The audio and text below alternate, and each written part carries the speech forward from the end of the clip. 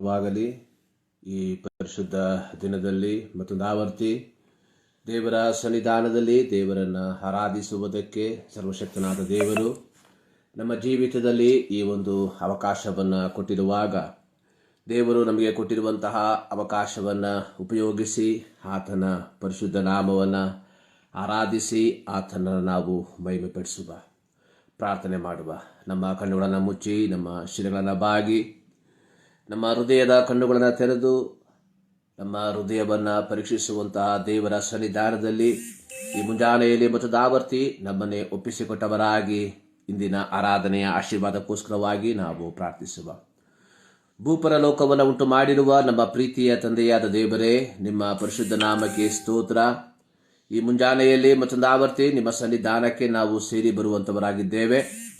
ಹೌದು ಕರ್ತನೆ, 2023 ಜನವರಿ ತಿಂಗಳಿನ 3ನೇ ಭಾನುವಾರ ಮತ್ತೊಂದು ಆವರ್ತಿ ನಿಮ್ಮ ಸನ್ನಿಧಾನಕ್ಕೆ ಸೇರಿ ಬರುವಂತೆ ಕೃಪೆ ಮಾಡಿದ್ದಕ್ಕಾಗಿ ಸ್ತೋತ್ರ. ಈ ದಿನವು ಯೆಹೋವನಿಂದಲೇ ನೇಮಕವಾದದ್ದು, ಇದರಲ್ಲಿ ಉಲ್ಲಾಸಿಸಿ ಆನಂದಿಸುವ ನಿಮ್ಮ ವಾಕ್ಯದಲ್ಲಿ ನೋಡುತ್ತೇವೆ.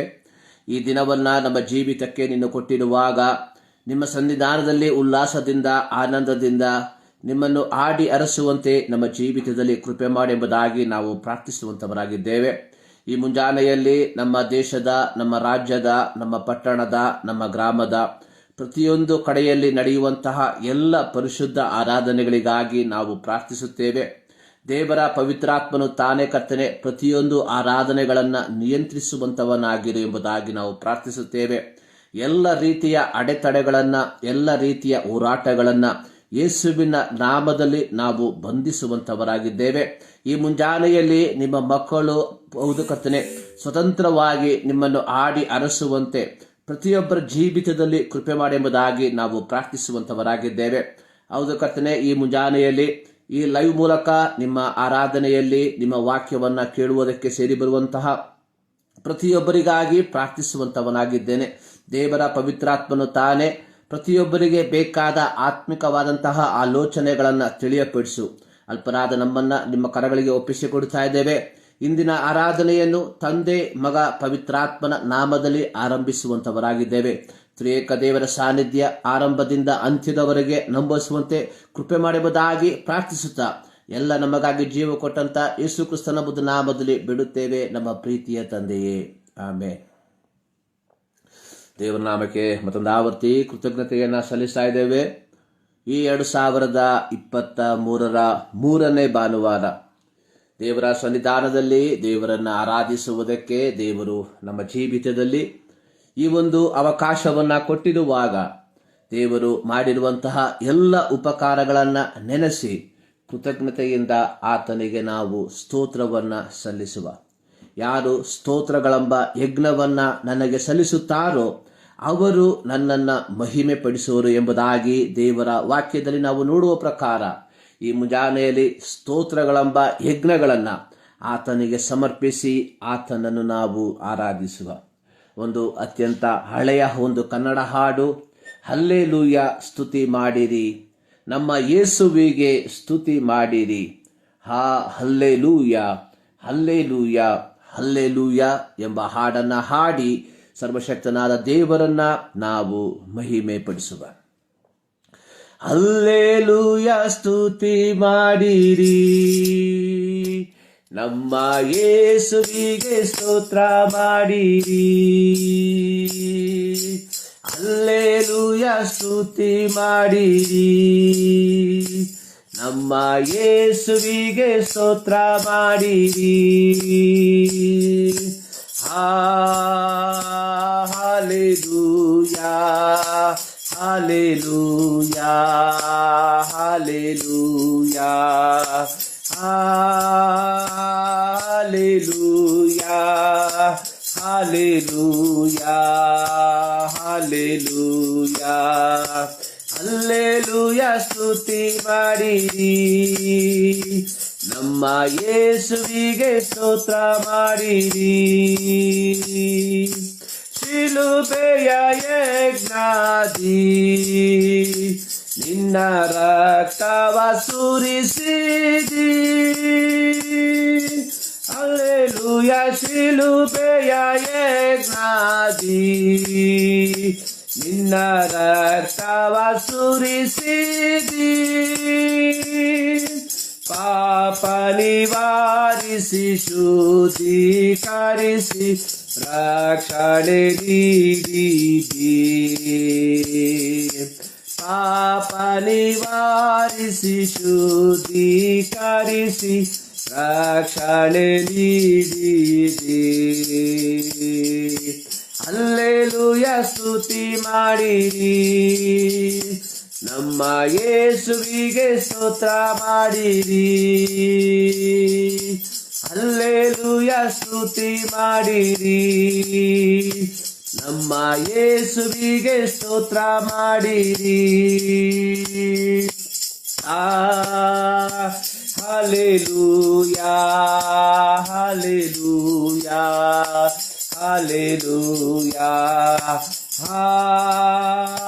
Hallelujah hallelujah hallelujah. ನನ್ನ ಜೀವಿತದಿ ಸದಾ ನಿನ್ನನ್ನೇ ಸ್ಮರಿಸುವೆನು. ನನ್ನ ಜೀವಿತದಿ ಸದಾ ನಿನ್ನನ್ನೇ ಸ್ಮರಿಸುವೆನು. ನಿನ್ನಾತ್ಮವೊಂದಿ ನಿನ್ನ ಚಿತ್ತ ಅರಿತು ಬಾಳುವೆ ನಾನೆಂದು. ನಿನ್ನ ಚಿತ್ತ ಹರಿತು ಬಾಳುವೆ ನಾನೆಂದು. ಹಲ್ಲೆಲೂಯಾ ಸ್ತುತಿ ಮಾಡಿರಿ, ನಮ್ಮ ಯೇಸುವಿಗೆ ಸ್ತೋತ್ರ ಮಾಡಿರಿ. ಹಲ್ಲೆಲೂಯಾ ಸ್ತುತಿ ಮಾಡಿರಿ, ನಮ್ಮ ಯೇಸುವಿಗೆ ಸ್ತೋತ್ರ ಮಾಡಿರಿ. Hallelujah hallelujah hallelujah hallelujah hallelujah hallelujah. ಯೇಸುವ ನಂಬಿರಿ, ನಿಜ ರಕ್ಷಣೆ ಹೊಂದಿರಿ. ಯೇಸುವ ನಂಬಿರಿ, ನಿಜ ರಕ್ಷಣೆ ಹೊಂದಿರಿ. ನಿತ್ಯ ಭಾಗ್ಯವ ಪಡೆಯಿರಿ ಎಂಬ ವಾರ್ತೆಯ ಸಾರುವೆನು. ನಿತ್ಯ ಭಾಗ್ಯವ ಪಡೆಯಿರಿ ಎಂಬ ವಾರ್ತೆಯ ಸಾರುವೆನು. ಹಲ್ಲೆಲೂಯಾ ಸ್ತುತಿ ಮಾಡಿರಿ, ನಮ್ಮ ಯೇಸುವಿಗೆ ಸ್ತೋತ್ರ ಮಾಡಿರಿ. Hallelujah hallelujah hallelujah hallelujah hallelujah hallelujah. ತೀರಲು ಯಾತ್ರೆ ನಿನ್ನ ಬಳಿ ನಾ ಬರುವೆನು. ತೀರಲು ಯಾತ್ರೆ ನಿನ್ನ ಬಳಿ ನಾ ಬರುವೆನು. ನಿತ್ಯ ಬಿಡಾರದಿ ನಿನ್ನಯ ಸ್ತುತಿಸುತ್ತ ನಿತ್ಯವು ವಾಸಿಸುವೆ. ನಿತ್ಯ ಬಿಡಾರದಿ ನಿನ್ನಯ ಸ್ತುತಿಸುತ್ತ ನಿತ್ಯವು ವಾಸಿಸುವೆ. ಹಲ್ಲೆಲೂಯಾ ಸ್ತುತಿ ಮಾಡಿರಿ, ನಮ್ಮ ಯೇಸುವಿಗೆ ಸ್ತೋತ್ರ ಮಾಡಿರಿ. ಹಲ್ಲೆಲೂಯಾ ಸ್ತುತಿ ಮಾಡಿರಿ, ನಮ್ಮ ಯೇಸುವಿಗೆ ಸ್ತೋತ್ರ ಮಾಡಿರಿ. ಹಲ್ಲೆಲೂಯಾ ಹಲ್ಲೆಲೂಯಾ ಹಲ್ಲೆಲೂಯಾ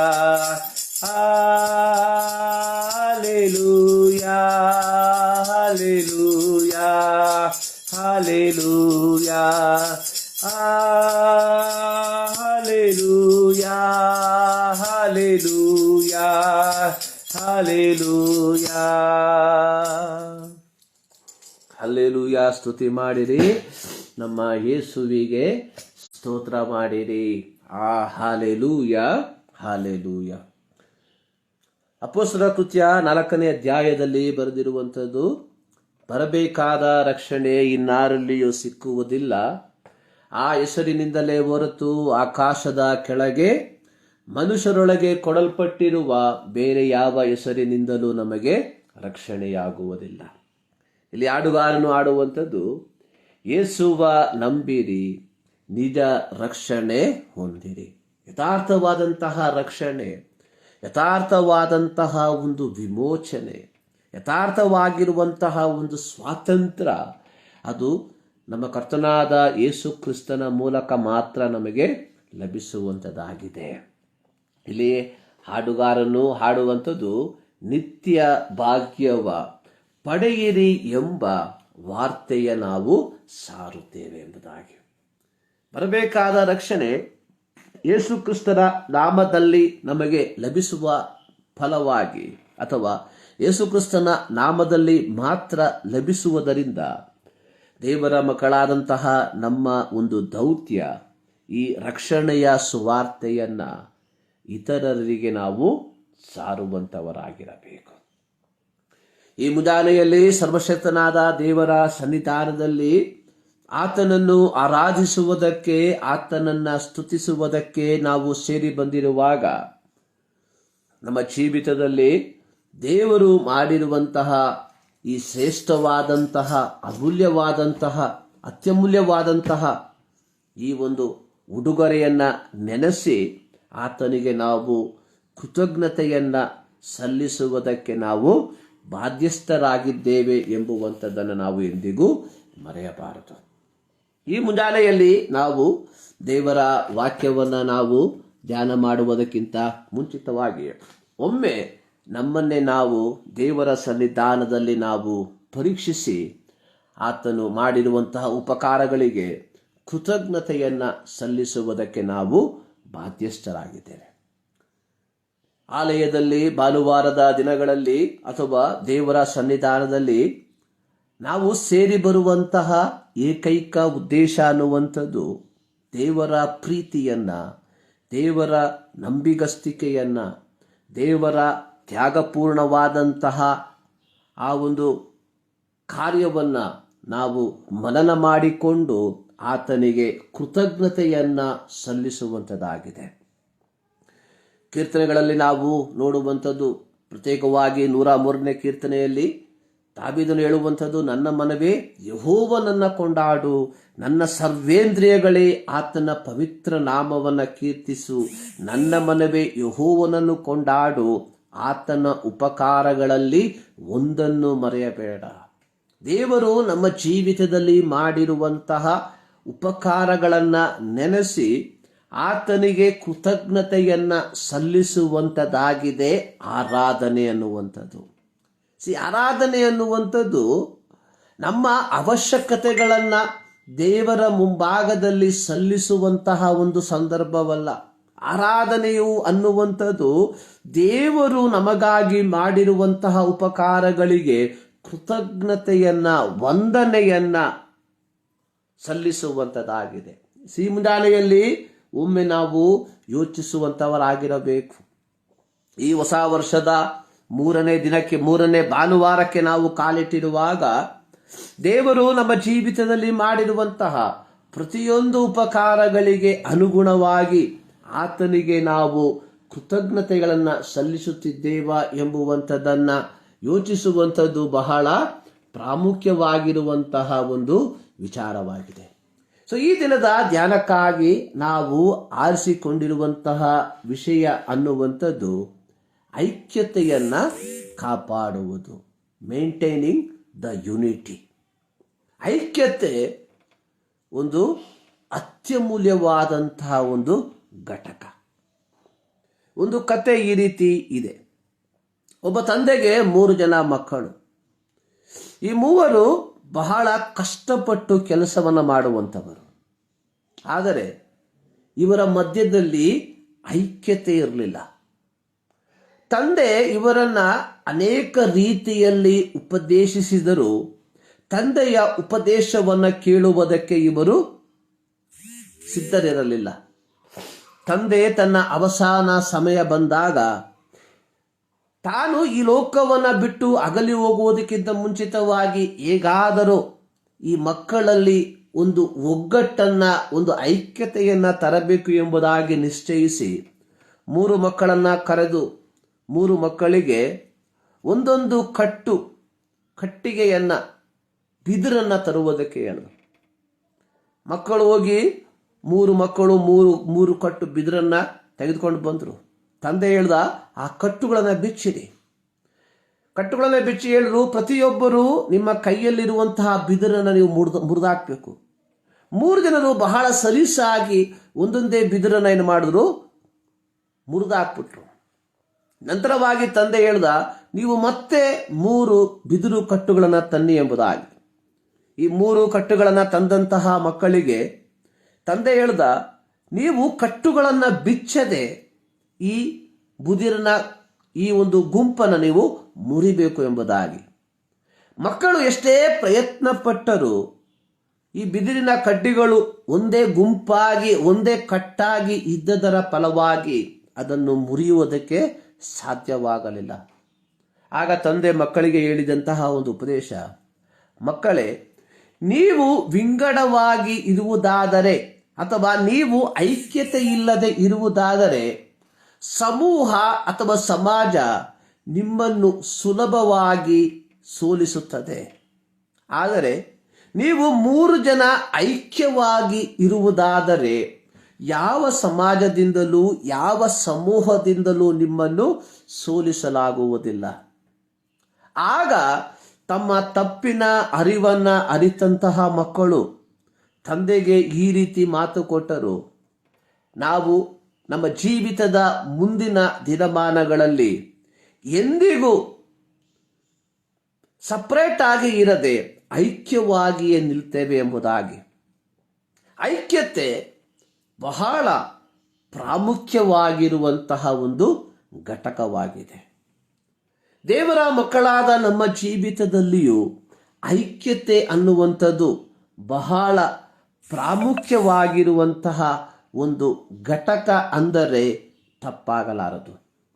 ಅಪೊಸ್ತಲನಾದ ಪೌಲನು ಎಫೆಸದಲ್ಲಿರುವಂತಹ ವಿಶ್ವಾಸಿಗಳಿಗೆ ಬರೆಯುವಂತಹ ಸಂದರ್ಭದಲ್ಲಿ ಅದರ 4ನೇ ಅಧ್ಯಾಯ ಅದರ 3 ಮತ್ತು 4 ವಾಕ್ಯಗಳಲ್ಲಿ ಆತನು ಹೇಳುವಂಥದ್ದು, ಪ್ರೀತಿಯಿಂದ ಒಬ್ಬರನ್ನೊಬ್ಬರು ಸಹಿಸಿಕೊಳ್ಳಿರಿ, ಸಮಾಧಾನವೆಂಬ ಬಂಧನದಿಂದ ಕಟ್ಟಲ್ಪಟ್ಟವರಾಗಿದ್ದು ಪವಿತ್ರಾತ್ಮನಿಂದುಂಟಾಗುವ ಐಕ್ಯವನ್ನು ಕಾಪಾಡಿಕೊಳ್ಳುವುದಕ್ಕೆ ಆಸಕ್ತರಾಗಿರ್ರಿ ಎಂಬುದಾಗಿ.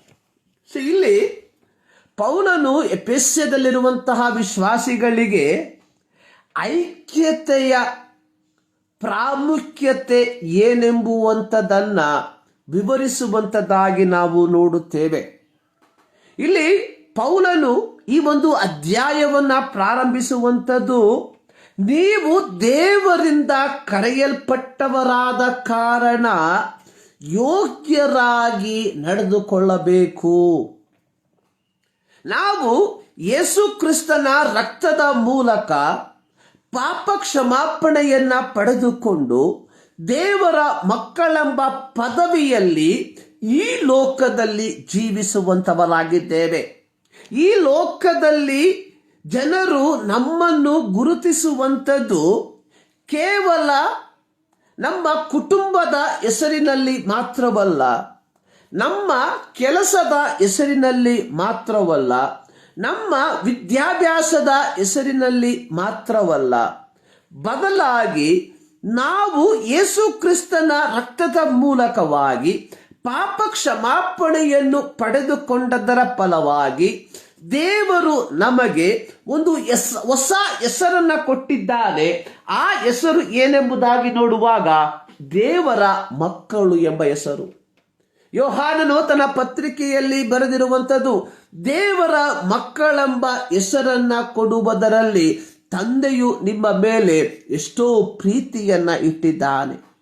ಪ್ರಿಯರೇ, ಇಲ್ಲಿ ಪೌಲನು ಹೇಳುವಂಥದ್ದು, ನೀವು ದೇವರಿಂದ ಕರೆಯಲ್ಪಟ್ಟವರು ಅಥವಾ ದೇವರ ಮಕ್ಕಳಾಗಿರುವುದರಿಂದ ಈ ಲೋಕದಲ್ಲಿ ಯೋಗ್ಯರಾಗಿ ನಡೆದುಕೊಳ್ಳುವಂಥವರಾಗಿರಬೇಕು. ಹೀಗೆ ಆತನು ಬರೆಯುವಂತಹ ಸಂದರ್ಭದಲ್ಲಿ ಅಲ್ಲಿ ಉಪಯೋಗಿಸಿರುವಂತಹ ಒಂದು ಪದ, ಪ್ರೀತಿಯಿಂದ ಒಬ್ಬರನ್ನೊಬ್ಬರು ಸಹಿಸಿಕೊಂಡು ಸಮಾಧಾನದ ಬಂಧನದಿಂದ ಕಟ್ಟಲ್ಪಟ್ಟು ಪವಿತ್ರಾತ್ಮನಿಂದುಂಟಾಗುವ ಐಕ್ಯವನ್ನು ಕಾಪಾಡಿಕೊಳ್ಳುವುದಕ್ಕೆ ಆಸಕ್ತರಾಗಿರಿ ಎಂಬುದಾಗಿ. ಐಕ್ಯತೆಯನ್ನ ಕಾಪಾಡಿಕೊಳ್ಳುವಂಥದ್ದು ಪ್ರತಿಯೊಬ್ಬ ದೇವರ ಮಗನ ಮಗಳ ಆದ್ಯ ಕರ್ತವ್ಯವಾಗಿರಬೇಕು. ನಾವು ಸಾಧಾರಣವಾಗಿ ಹೇಳುವಂಥದ್ದು, ಅವನು ನನ್ನೊಂದಿಗೆ ಐಕ್ಯತೆಯನ್ನ ಬಯಸುವುದಾದರೆ ನಾನು ಸಹ ಅವನೊಂದಿಗೆ ಐಕ್ಯತೆಯನ್ನ ಬಯಸುತ್ತೇನೆ ಎಂಬುದಾಗಿ. ಆದರೆ ಇಲ್ಲಿ ಪೌಲನು ಹೇಳುವಂಥದ್ದು, ಐಕ್ಯವನ್ನು ಕಾಪಾಡುವುದಕ್ಕೆ ಆಸಕ್ತರಾಗಿರ್ರಿ ಎಂಬುದಾಗಿ. ಅಂದರೆ ನಮ್ಮ ಜೀವಿತದಲ್ಲಿ, ಪ್ರತ್ಯೇಕವಾಗಿ ದೇವರ ಮಕ್ಕಳಾಗಿರುವಂತಹ ನಮ್ಮ ಜೀವಿತದಲ್ಲಿ ಒಂದು ಐಕ್ಯತೆಯ ಒಂದು ಜೀವಿತವನ್ನ ನಾವು ಬಯಸುವಂಥವರು, ಅದಕ್ಕಾಗಿ ಪ್ರಯತ್ನಿಸುವಂಥವರು ಆಗಿರಬೇಕು ಎಂಬುದಾಗಿ ಇಲ್ಲಿ ನಾವು ಅರ್ಥೈಸಬಹುದಾಗಿದೆ. ಪ್ರಿಯರೇ, ನಮ್ಮ ಈ ಲೋಕದ ಜೀವಿತ ಅನ್ನುವಂಥದ್ದು ಕೇವಲ ಬೆರಳೆಣಿಕೆಯ ದಿನಗಳು ಮಾತ್ರ. ಈ ಬೆರಳೆಣಿಕೆಯ ಜೀವಿತದಲ್ಲಿ ನಾವು ದೇವರ ಮಕ್ಕಳೆಂಬ ಪದವಿಯನ್ನು ಪಡೆದುಕೊಂಡಿರುವಾಗ ಈ ಲೋಕದಲ್ಲಿ ಆ ಪದವಿಗೆ ಅನುಗುಣವಾಗಿ ನಮ್ಮ ಜೀವಿತವನ್ನ ನಿರ್ವಹಿಸುತ್ತಿದ್ದೇವ ಎಂಬುವಂಥದ್ದನ್ನ ನಾವು ಪರೀಕ್ಷಿಸಿಕೊಳ್ಳಬೇಕಾಗಿರುವಂಥದ್ದು ಬಹಳ ಪ್ರಾಮುಖ್ಯವಾಗಿರುವಂಥದ್ದಾಗಿದೆ. ಐಕ್ಯತೆ, ಯುನಿಟಿ. ನೋಡಿ, ಐಕ್ಯತೆ ಅನ್ನುವಂಥದ್ದು ದೇವರು ನಮ್ಮಿಂದ ಬಯಸುವಂತಹ, ನಮ್ಮಿಂದ ಎದುರು ನೋಡುವಂತಹ ಒಂದು ಕಾರ್ಯವಾಗಿದೆ. ನೋಡಿ, ಸೈತಾನನ ಆಯುಧ ಅನ್ನುವಂಥದ್ದು, ದ ವೆಪನ್ ಆಫ್ ಸಾಟನ್ ಇಸ್ ನಮ್ಮನ್ನ ಐಕ್ಯತೆಯಿಂದ ದೂರ ತಳ್ಳುವಂಥದ್ದು. ದೇವರ ಮಕ್ಕಳು ಐಕ್ಯವಾಗಿ ಇರುವಂಥದ್ದು ಸೈತಾನನು ಎಂದಿಗೂ ಬಯಸುವುದಿಲ್ಲ. ಕಾರಣ, ದೇವರ ಮಕ್ಕಳು ಐಕ್ಯವಾಗಿ ಜೀವಿಸುವುದಾದರೆ ಸೈತಾನನ ಸಾಮ್ರಾಜ್ಯವನ್ನ, ಸೈತಾನನ ತಂತ್ರಗಳನ್ನ ಬುಡಮೇಲು ಮಾಡಬಹುದಾಗಿದೆ. ಯೇಸು ಸ್ವಾಮಿ ಹೇಳಿರುವಂತಹ ಒಂದು ಉಪದೇಶ, ಭೂಲೋಕದಲ್ಲಿ ಇಬ್ಬರು ಏಕ ಮನಸ್ಸುಳ್ಳವರಾಗಿ ಏನನ್ನಾದರೂ ಬೇಡಿಕೊಳ್ಳುವುದಾದರೆ ಅದನ್ನು ನಾನು ನಿನಗೆ ದಯಪಾಲಿಸುತ್ತೇನೆ ಎಂಬುದಾಗಿ. ಸೊ ಇಲ್ಲಿ ಐಕ್ಯತೆಯ ಶ್ರೇಷ್ಠತೆ ಏನೆಂಬುದಾಗಿ ಸ್ಪಷ್ಟವಾಗಿ ನಾವು ಗ್ರಹಿಸಿಕೊಳ್ಳಬಹುದಾಗಿದೆ. ಇಲ್ಲಿ ಯೇಸು ಹೇಳುವಂಥದ್ದು, ಇಬ್ಬರು ಏಕ ಮನಸ್ಸುಳ್ಳವರಾಗಿ. ಅಂದರೆ ಐಕ್ಯತೆ ಅನ್ನುವಂಥದ್ದು ಸುಲಭವಾಗಿ ಲಭಿಸುವಂತಹ ಒಂದು ಕಾರ್ಯವಲ್ಲ. ಐಕ್ಯತೆಯನ್ನ ಕಾಪಾಡುವುದಕ್ಕೆ ಪ್ರತಿಯೊಬ್ಬ ದೇವರ ಮಗಳು ಪ್ರಯಾಸ ಪಡುವಂತವರಾಗಿರಬೇಕು ಎಂಬುವಂಥದ್ದನ್ನು ನಾವು ಗ್ರಹಿಸಬೇಕು. ಅವನು ನನ್ನೊಂದಿಗೆ ಸಮಾಧಾನವನ್ನ ಬಯಸುವುದಾದರೆ ನಾನು ಸಮಾಧಾನದಿಂದ ಇರುತ್ತೇನೆ ಎಂಬುದಾಗಿ ಅಲ್ಲ, ಅವನು ನನ್ನೊಂದಿಗೆ ಸಮಾಧಾನವನ್ನು ಬಯಸದೆ ಹೋದಾಗ್ಯೂ ನಾನು ಅವನೊಂದಿಗೆ ಸಮಾಧಾನವನ್ನ ಬಯಸುತ್ತೇನೆ ಅನ್ನುವಂಥದ್ದೇ ಐಕ್ಯತೆಯ ಮಾನದಂಡ.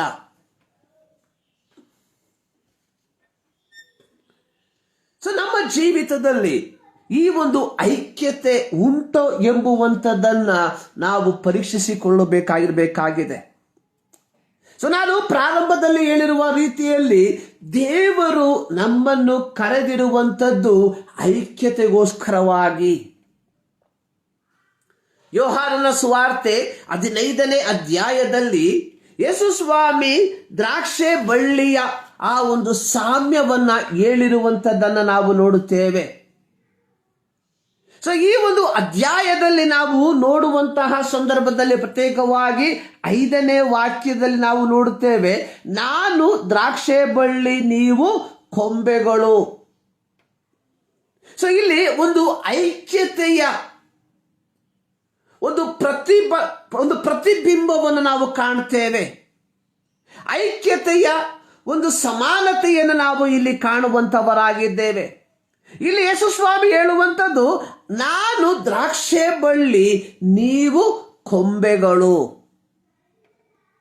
ಕೊಂಬೆ ದ್ರಾಕ್ಷೆ ಬಳ್ಳಿಯಲ್ಲಿ ಐಕ್ಯವಾಗಿ ಇರುವ ಕಾಲವೆಲ್ಲ ಕೊಂಬೆಗಳು ಫಲವನ್ನು ಕೊಡುವಂಥದ್ದಾಗಿದೆ. ಯಾವಾಗ ಕೊಂಬೆ ದ್ರಾಕ್ಷೆ ಬಳ್ಳಿಯಿಂದ ತನ್ನನ್ನು ಬೇರ್ಪಡಿಸಿಕೊಳ್ಳುತ್ತದೋ ಅದು ತನ್ನ ಅಸ್ತಿತ್ವವನ್ನು ಕಳೆದುಕೊಳ್ಳುತ್ತದೆ. ಇಲ್ಲಿ ಸತ್ಯವೇದದಲ್ಲಿ ಬರೆಯಲ್ಪಟ್ಟಿರುವಂಥದ್ದು, ಕೊಂಬೆಯು ದ್ರಾಕ್ಷೆ ಬಳ್ಳಿಯಲ್ಲಿ ನೆಲೆಗೊಳ್ಳದೆ ಹೋದರೆ ಅದು ತನ್ನಷ್ಟಕ್ಕೆ ತಾನೇ ಒಣಗಿ ಹೋಗ್ತದೆ. ಹೀಗೆ ಒಣಗಿ ಹೋಗುವಂತಹ ಕೊಂಬೆಯನ್ನ ಬೆಂಕಿಯಲ್ಲಿ ಹಾಕಿ ಸುಟ್ಟು ಹಾಕುತ್ತಾರೆ ಎಂಬುದಾಗಿ ಸತ್ಯವೇದದಲ್ಲಿ ಬರೆಯಲ್ಪಟ್ಟಿದೆ. ಈ ಒಂದು ವಾಕ್ಯ ಐಕ್ಯತೆ ಅಥವಾ ಐಕ್ಯತೆಯ ಶ್ರೇಷ್ಠತೆ ಏನೆಂಬುದಾಗಿ ವಿವರಿಸುವಂಥದ್ದಾಗಿ ನಾವು ನೋಡುವಂಥವರಾಗಿದ್ದೇವೆ.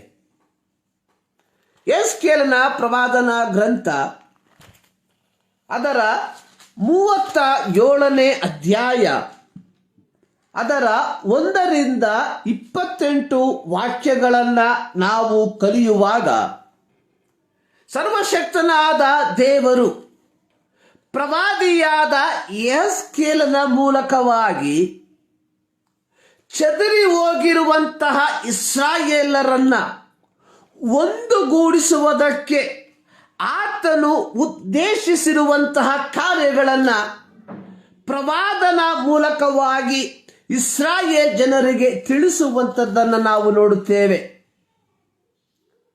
ಯೆಹೆಜ್ಕೇಲನ ಪ್ರವಾದನ ಗ್ರಂಥ 37ನೇ ಅಧ್ಯಾಯ ಪ್ರಾರಂಭವಾಗುವಂಥದ್ದು, ಇಲ್ಲಿ ಪ್ರವಾದಿಯಾದ ಯೆಹೆಜ್ಕೇಲನು ಯೆಹೋವನ ಹಸ್ತಸ್ಪರ್ಶದಿಂದ ಆತನು ಒಣಗಿದ ಎಲುಬುಗಳಿಂದ ತುಂಬಿದ ಒಂದು ತಗ್ಗಿನಲ್ಲಿ ಇರುವಂಥದ್ದಾಗಿ ನಾವು ನೋಡುತ್ತೇವೆ. ಈ ಒಂದು ವಾಕ್ಯವನ್ನ, ಈ ಒಂದು ಅಧ್ಯಾಯವನ್ನ ನಾವು ಕುಲಂಕುಷವಾಗಿ ಕಲಿಯುವಾಗ ಅಲ್ಲಿ ಬರೆಯಲ್ಪಟ್ಟಿರುವಂಥದ್ದು ಒಂದು ಒಣಗಿರುವಂತಹ ಒಂದು ಎಲುಬುಗಳು. ಅಲ್ಲಿ ಬರೆಯಲ್ಪಟ್ಟಿರುವಂಥದ್ದು ತೀರಾ ಒಣಗಿ ಹೋಗಿರುವಂತಹ ಎಲುಬುಗಳು. ಅದು ಮಾತ್ರವಲ್ಲ, ಪರಸ್ಪರ ಯಾವುದೇ ರೀತಿಯ ಸಂಬಂಧವಿಲ್ಲದೆ ಬೇರ್ಪಟ್ಟು ಹೋಗಿರುವಂತಹ ಎಲುಬುಗಳು. ಅದು ಮಾತ್ರವಲ್ಲದೆ ನಿರ್ಜೀವವಾಗಿರುವಂತಹ, ಯಾವುದೇ ರೀತಿಯ ಚಲನವಿಲ್ಲದೆ ಇರುವಂತಹ ಎಲುಬುಗಳು. ಈ ಒಂದು ಎಲುಬಿನ ರಾಶಿಯ ಮಧ್ಯದಲ್ಲಿ ಸರ್ವಶಕ್ತನಾದ ಯೆಹೋವನು ಪ್ರವಾದಿಯಾದ ಯೆಹೆಜ್ಕೇಲನಿಗೆ ಕೇಳುವಂತಹ ಒಂದು ಪ್ರಶ್ನೆ, ಮನುಷ್ಯ ಕುಮಾರನೇ, ಈ ಎಲುಬುಗಳು ಜೀವವನ್ನ ಪಡೆದುಕೊಳ್ಳಬಹುದು? ಇಸ್ರಾಯೇಲರು ದೇವರ ಸ್ವಕೀಯ ಪ್ರಜೆಗಳು. ಇಸ್ರಾಯೇಲರು ದೇವರಿಂದ ಆರಿಸಿಕೊಂಡಂತಹ ಒಂದು ಜನಾಂಗ. ಆದರೆ ತಾವು ಯೆಹೋವನಿಗೆ ವಿರೋಧವಾಗಿ ಯೆಹೋವನ ಆಜ್ಞೆಗಳಿಗೆ ವಿರೋಧವಾಗಿ ಅಥವಾ ಯೆಹೋವನ ಆಜ್ಞೆಗಳನ್ನು ಧಿಕ್ಕರಿಸಿದ್ದರ ಫಲವಾಗಿ ಚದರಿ ಹೋಗಿರುವಂತಹ ಒಂದು ಅನುಭವ. ಇಸ್ರಾಯೇಲರ ಚರಿತ್ರೆಯನ್ನ ನಾವು ಕಲಿಯುವಂತಹ ಸಂದರ್ಭದಲ್ಲಿ ಆದಿಕಾಂಡದಲ್ಲಿ ನಾವು ನೋಡುತ್ತೇವೆ. ಯೆಹೋವನು ಆದಾಮನನ್ನ ಅವ್ವಳನ್ನ ಸೃಷ್ಟಿ ಮಾಡಿ ಅವರನ್ನ ಏದೆನ್ ತೋಟದಲ್ಲಿ ಇಟ್ಟಂತಹ ಸಂದರ್ಭದಲ್ಲಿ ಅವರೊಂದಿಗೆ ಒಂದು ಅನ್ಯೋನ್ಯತೆಯನ್ನ ಆತನು ಬೆಳೆಸುವಂಥದ್ದನ್ನು ನಾವು ನೋಡುತ್ತೇವೆ. ಆದರೆ ತದನಂತರವಾಗಿ ನಾವು ನೋಡುವಂಥದ್ದು ಆ ಒಂದು ಅನ್ಯೋನ್ಯತೆಯಲ್ಲಿ ಬಿರುಕು ಉಂಟಾಯಿತು. ಕಾರಣ ದೇವರು ಮಾಡಬಾರದೆಂದು ಹೇಳಿದ ಕಾರ್ಯವನ್ನು ಮಾಡಿದ್ದರ ಫಲವಾಗಿ ಆ ಒಂದು ಅನ್ಯೋನ್ಯತೆಯಲ್ಲಿ ಬಿರುಕು ಉಂಟಾಯಿತು. ನಂತರವಾಗಿ ನಾವು ಕಲಿಯುವಂತಹ ಸಂದರ್ಭದಲ್ಲಿ ದೇವರು ಅಬ್ರಹಾಮನನ್ನ ಕರೆದು ಬೇರ್ಪಡಿಸುವಂಥದ್ದನ್ನು ನೋಡುತ್ತೇವೆ. ಅಬ್ರಹಾಮನೊಂದಿಗೆ ದೇವರು ಒಂದು ಐಕ್ಯತೆಯನ್ನ, ಒಂದು ಸಂಬಂಧವನ್ನ ಬೆಳೆಸುವಂಥದ್ದನ್ನು ನಾವು ನೋಡುವಂಥವರಾಗಿದ್ದೇವೆ. ನಂತರ ಮುಂದಕ್ಕೆ ನಾವು ನೋಡುವಂತಹ ಸಂದರ್ಭದಲ್ಲಿ ಇಸ್ರಾಯೇಲರು ತಮಗೊಬ್ಬ ಅರಸನು ಬೇಕು ಎಂಬುದಾಗಿ ಕೇಳಿಕೊಂಡಂತಹ ಸಂದರ್ಭದಲ್ಲಿ ದಾವೀದನನ್ನ ಅವರಿಗೆ ಅರಸನನ್ನಾಗಿ ನೇಮಿಸಿ 12 ಕುಲಗಳನ್ನ ದಾವೀದನ ಆಳ್ವಿಕೆಗೆ ಒಳಪಡಿಸುವಂಥದ್ದನ್ನು ನಾವು ನೋಡುವಂಥವರಾಗಿದ್ದೇವೆ. ಯೆಹೋವನಾದ ದೇವರು ಇಸ್ರಾಯೇಲ್ ಮಕ್ಕಳೊಂದಿಗೆ ಅಥವಾ ಇಸ್ರಾಯೇಲ್ ಜನಾಂಗದವರೊಂದಿಗೆ ಒಂದು ಐಕ್ಯತೆಯನ್ನ ಬಯಸುವಂಥದ್ದನ್ನು ನಾವು ನೋಡುವಂಥವರಾಗಿದ್ದೇವೆ. ಆದರೆ ದಾವೀದನ ಮಗನಾದಂತಹ ಸೊಲೊಮೋನನ ಕಾಲದಲ್ಲಿ ಸೊಲೊಮೋನನು ಯೆಹೋವನ ಮಾತನ್ನು ಧಿಕ್ಕರಿಸಿದ್ದರ ಫಲವಾಗಿ BC 930 ಅಖಂಡ ಇಸ್ರಾಯೇಲ್ ಸಾಮ್ರಾಜ್ಯ ಇಬ್ಬಾಗವಾಗಿ ಮಾರ್ಪಟ್ಟಿತು. ಒಂದು ಯಹೂದ ಸಾಮ್ರಾಜ್ಯವಾಗಿ ಮಾರ್ಪಟ್ಟರೆ ಇನ್ನೊಂದು ಇಸ್ರಾಯೇಲ್ ಸಾಮ್ರಾಜ್ಯವಾಗಿ ಮಾರ್ಪಟ್ಟಿತು. ಈ 2 ಸಾಮ್ರಾಜ್ಯಗಳು ಮತ್ತೆ ಯೆಹೋವನ ನಾಮವನ್ನ, ಯೆಹೋವನ ಮಾತನ್ನ ಧಿಕ್ಕರಿಸಿದರ ಫಲವಾಗಿ BC 722 ಮತ್ತು BC 598 ಈ 2 ಸಾಮ್ರಾಜ್ಯಗಳು ಪತನವಾಗಿ ಇಸ್ರಾಯೇಲರು ಪ್ರವಾಸಿಗಳಾಗಿ ಬಾಬೆಲ್ ಸಂಸ್ಥಾನದಲ್ಲಿ, ಬಾಬೆಲ್ ರಾಜ್ಯದಲ್ಲಿ ಅವರು ಜೀವಿಸುವಂತಹ ಒಂದು ಅನುಭವ. ಹೀಗೆ ನಾಮಶೇಷವಾಗಿ ತಮ್ಮದಲ್ಲದ ದೇಶದಲ್ಲಿ ಪ್ರವಾಸಿಗಳಾಗಿ ಜೀವಿಸುತ್ತಿದ್ದಂತಹ ಜನರ ಬಳಿಗೆ ಯೆಹೋವನಾದ ದೇವರು ಪ್ರವಾದಿಯಾದ ಯೆಹೆಜ್ಕೇಲನ ಮೂಲಕವಾಗಿ ಒಂದು ಐಕ್ಯತೆಯ ಸಂದೇಶವನ್ನ ತಿಳಿಸುವಂಥದ್ದನ್ನು ನಾವು ನೋಡುತ್ತೇವೆ. ಯೆಹೆಜ್ಕೇಲನ ಪ್ರವಾದನ ಗ್ರಂಥ 37ನೇ ಅಧ್ಯಾಯ ಅದರ 19ನೇ ವಾಕ್ಯದಲ್ಲಿ ಈ ರೀತಿ ಬರೆಯಲ್ಪಟ್ಟಿದೆ. ಕರ್ತನಾದ ಯೆಹೋವನು ಇಂತೆನ್ನುತ್ತಾನೆ, ಈಗೋ ಎಫ್ರಾಯೀಮು ಹಿಡಿದಿರುವ ದಂಡವನ್ನು, ಅಂದರೆ ಯೋಸೇಫಿನ ಮತ್ತು ಯೋಸೇಫಿಗೆ ಸೇರಿದ ಇಸ್ರಾಯೇಲ್ ಕುಲಗಳ ದಂಡವನ್ನು ನಾನು ತೆಗೆದು ಯಹೂದದ ದಂಡಕ್ಕೆ ಉದ್ದವಾಗಿ ಸೇರಿಸಿ ಅವೆರಡನ್ನು ನನ್ನ ಕೈಯಲ್ಲಿ ಒಂದೇ ದಂಡವಾಗಿ ಹಿಡಿಯುವೆನು.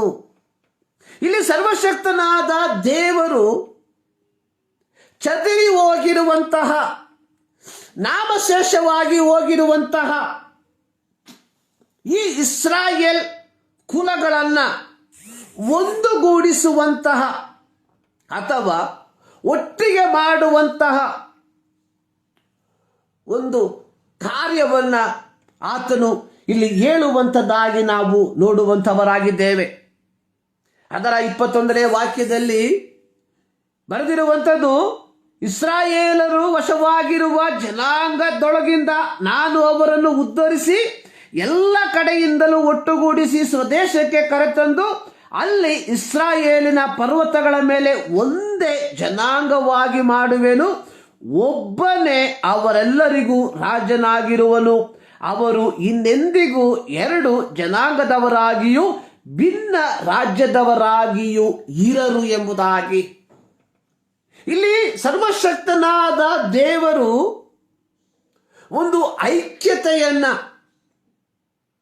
ಚದರಿ ನಾಮಶೇಷವಾಗಿ ಹೋಗಿರುವಂತಹ ಇಸ್ರಾಯೇಲರನ್ನ ಒಂದುಗೂಡಿಸುವಂತಹ ಒಂದು ಪ್ರಸಂಗವನ್ನ ನಾವು ಇಲ್ಲಿ ನೋಡುವಂತವರಾಗಿದ್ದೇವೆ.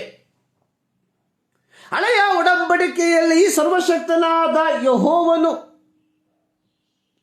ಚದರಿ ಹೋಗಿರುವ ಇಸ್ರಾಯೇಲರನ್ನ ಒಂದುಗೂಡಿಸುವಾಗ, ಹೊಸ ಒಡಂಬಡಿಕೆಯಲ್ಲಿ ಯೇಸು ಸ್ವಾಮಿ ಹೇಳಿರುವಂತಹ ಒಂದು ಪ್ರಸಂಗ ಅದು ಅತ್ಯಂತ ಕುತೂಹಲಕರವಾಗಿರುವಂಥದ್ದಾಗಿದೆ.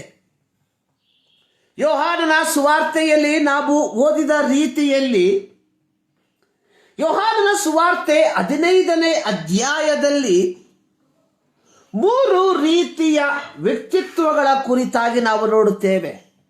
ಒಂದು ತೋಟಗಾರನು, ಅದು ತಂದೆಯಾದ ದೇವರು. 2 ದ್ರಾಕ್ಷೆ ಬಳ್ಳಿ, ಅದು ನಮ್ಮ ಕರ್ತನಾದ ಯೇಸು ಕ್ರಿಸ್ತನ ಪ್ರತಿರೂಪ. ಮೂರನೇದಾಗಿ ಕೊಂಬೆಗಳು, ಅದು ಪ್ರತಿಯೊಬ್ಬ ದೇವರ ಮಕ್ಕಳನ್ನ ಪ್ರತಿನಿಧಿಸುವಂಥದ್ದು. ಹಳೆಯ ಉಡಂಬಡಿಕೆಯಲ್ಲಿ ವಿಭಾಗಿಸಲ್ಪಟ್ಟಂತಹ ಅಥವಾ ಚದರಿ ಹೋದಂತಹ ಅಥವಾ ರೆಹಬ್ಬಾಮನ ಕಾಲದಲ್ಲಿ 2 ಸಾಮ್ರಾಜ್ಯವಾಗಿ ಮಾರ್ಪಟ್ಟಂತಹ ಯಹೂದ ಸಾಮ್ರಾಜ್ಯವನ್ನ ಮತ್ತು ಇಸ್ರಾಯೇಲ್ ಸಾಮ್ರಾಜ್ಯವನ್ನ ಯೆಹೋವನಾದ ದೇವರು ಒಂದುಗೂಡಿಸುವ ಪ್ರಸಂಗವನ್ನು ನಾವು ನೋಡುವಾಗ, ಇಲ್ಲಿ ನಾವು ನೋಡುವಂಥದ್ದು ಸರ್ವಶಕ್ತನಾದ ದೇವರು ಯೇಸು ಸ್ವಾಮಿ ಇಲ್ಲಿ ಹೇಳುವಂಥದ್ದು, ನಾನು ದ್ರಾಕ್ಷೆ ಬಳ್ಳಿ, ನೀವು ಕೊಂಬೆಗಳು ಎಂಬುದಾಗಿ. ಅಂದ್ರೆ ಇಲ್ಲಿ ಒಂದು ದ್ರಾಕ್ಷೆ ಕೊಂಬೆಯಲ್ಲಿ ಅಥವಾ ಒಂದು ದ್ರಾಕ್ಷೆ ಕೊಂಬೆ ಅದು ಹಚ್ಚ ಹಸುರಾಗಿ, ಅದಕ್ಕಿಂತಲೂ ಮಿಗಿಲಾಗಿ ಒಂದು ಫಲಭರಿತವಾದ ಕೊಂಬೆಯಾಗಿ ಮಾರ್ಪಡಬೇಕಾದರೆ ಅದು ದ್ರಾಕ್ಷೆ ಬಳ್ಳಿಯೊಂದಿಗೆ ನಿರಂತರವಾದಂತಹ ಒಂದು ಸಂಬಂಧವನ್ನ ಇಟ್ಟುಕೊಳ್ಳಬೇಕಾಗಿರುವಂಥದ್ದು ಪ್ರಾಮುಖ್ಯ.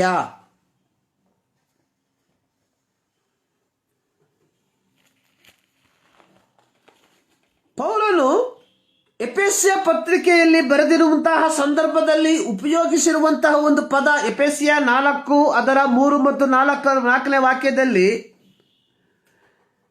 ಪವಿತ್ರಾತ್ಮನಿಂದುಂಟಾಗುವ ಐಕ್ಯವನ್ನು ಕಾಪಾಡಿಕೊಳ್ಳುವುದಕ್ಕೆ ಆಸಕ್ತರಾಗಿರ್ರಿ.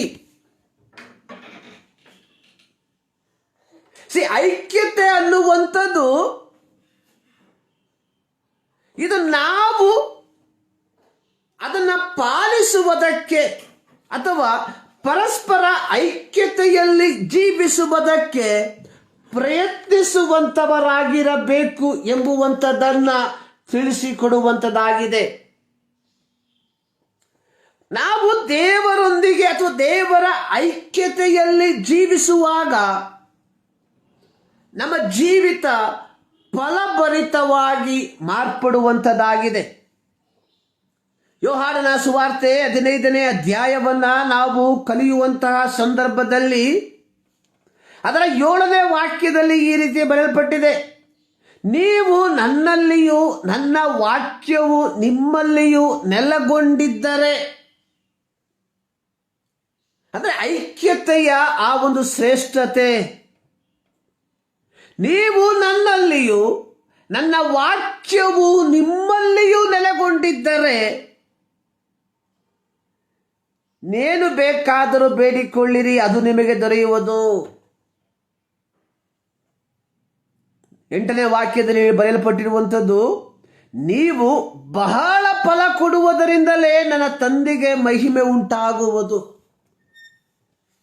ಒಂದು ಕೊಂಬೆ ಫಲವನ್ನ ಕೊಡಬೇಕಾದರೆ ಅಥವಾ ಒಂದು ಕೊಂಬೆ ಫಲಭರಿತವಾದ ಕೊಂಬೆಯಾಗಿ ಮಾರ್ಪಡಬೇಕಾದರೆ ಅದು ದ್ರಾಕ್ಷೆ ಬಳ್ಳಿಯೊಂದಿಗೆ ಒಂದು ನಿರಂತರವಾದಂತಹ ಐಕ್ಯತೆಯನ್ನ, ಒಂದು ನಿರಂತರವಾದ ಸಂಬಂಧವನ್ನ ಬೆಳೆಸಿಕೊಳ್ಳಬೇಕಾಗಿರುವಂಥದ್ದು ಪ್ರಾಮುಖ್ಯ.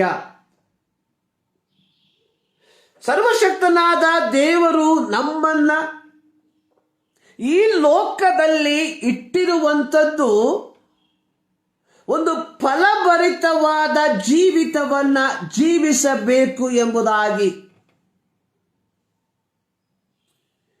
ಇದೇ ಯೋಹಾನನ ಸುವಾರ್ತೆ 15ನೇ ಅಧ್ಯಾಯ 16ನೇ ವಾಕ್ಯದಲ್ಲಿ ಯೇಸು ಸ್ವಾಮಿ ಹೇಳಿರುವಂಥದ್ದು, ನಾನು ನಿಮ್ಮನ್ನು ಆರಿಸಿ ತೆಗೆದುಕೊಂಡೆನು.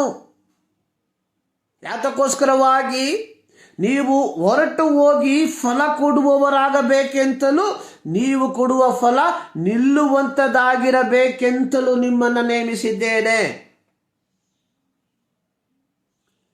ಒಬ್ಬ ಕ್ರೈಸ್ತನ ಆದ್ಯ ಕರ್ತವ್ಯ ಅಥವಾ ಒಬ್ಬ ಕ್ರೈಸ್ತನ ಏಕೈಕ ಕರ್ತವ್ಯ ಅನ್ನುವಂಥದ್ದು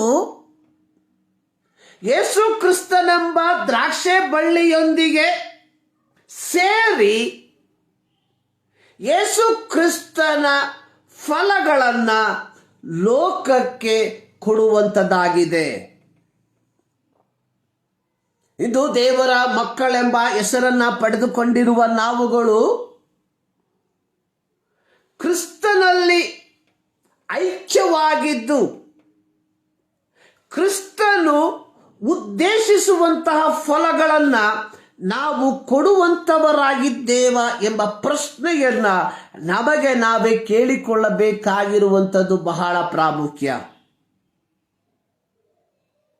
ಇಂದು ಕೇವಲ ನಾವು ಐಹಿಕವಾದ ಕಾರ್ಯಗಳಿಗೆ ಮಾತ್ರ ಹೆಚ್ಚಿನ ಸಮಯವನ್ನ ಕೊಟ್ಟು ನಮ್ಮ ನಿಜವಾದಂತಹ ಜೀವಿತವನ್ನ ಅಥವಾ ಈ ಲೋಕದಲ್ಲಿ ನಾವು ನಿರ್ವಹಿಸಬೇಕಾದಂತಹ ದೌತ್ಯವನ್ನ ನಿರ್ವಹಿಸದೆ ಮುಂದಕ್ಕೆ ಹೋಗುವಂಥವರಾಗಿದ್ದರೆ ಅದರ ಅರ್ಥ ನಾವು ಯೇಸು ಕ್ರಿಸ್ತನೆಂಬ ದ್ರಾಕ್ಷೆ ಬಳ್ಳಿಯೊಂದಿಗೆ ಯಾವ ರೀತಿಯ ಸಂಬಂಧವನ್ನ ಬೆಳೆಸಿಕೊಳ್ಳಲಿಲ್ಲ ಎಂಬುದಾಗಿ ಆಗಿದೆ. ಒಬ್ಬ ಕ್ರೈಸ್ತನ ಅಥವಾ ಒಬ್ಬ ವಿಶ್ವಾಸಿಯ ಏಕೈಕ ಕರ್ತವ್ಯ ಟು ಬಿ ಫ್ರೂಟ್ಫುಲ್.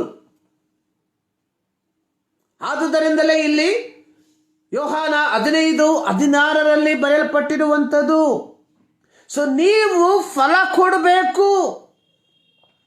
ನಿಮ್ಮನ್ನ ನೇಮಿಸಿರುವಂಥದ್ದು ಫಲವನ್ನು ಕೊಡುವುದಕ್ಕೋಸ್ಕರವಾಗಿ. ನಾವುಗಳು ಫಲವನ್ನು ಕೊಡಬೇಕಾದರೆ ನಾವು ಯೇಸು ಕ್ರಿಸ್ತನೆಂಬ ದ್ರಾಕ್ಷೆ ಬಳ್ಳಿಯೊಂದಿಗೆ ಒಂದು ನಿರಂತರವಾದ ಸಂಬಂಧವನ್ನು ಬೆಳೆಸಿಕೊಳ್ಳಿರಬೇಕು. ಯಾರು ಯೇಸು ಕ್ರಿಸ್ತನೊಂದಿಗೆ ಒಂದು ನಿರಂತರವಾದ ಸಂಬಂಧವನ್ನು ಬೆಳೆಸಿಕೊಳ್ಳುವುದಿಲ್ಲವೋ ಅಂಥವರಿಂದ ಎಂದಿಗೂ ಒಂದು ಯಥಾರ್ಥವಾದಂತಹ ದೇವರು ಉದ್ದೇಶಿಸಿರುವಂತಹ ಫಲವನ್ನು ಕೊಡುವುದಕ್ಕೆ ಸಾಧ್ಯವಿಲ್ಲ. ಏನು ಫಲ ಅನ್ನುವಂಥದ್ದು?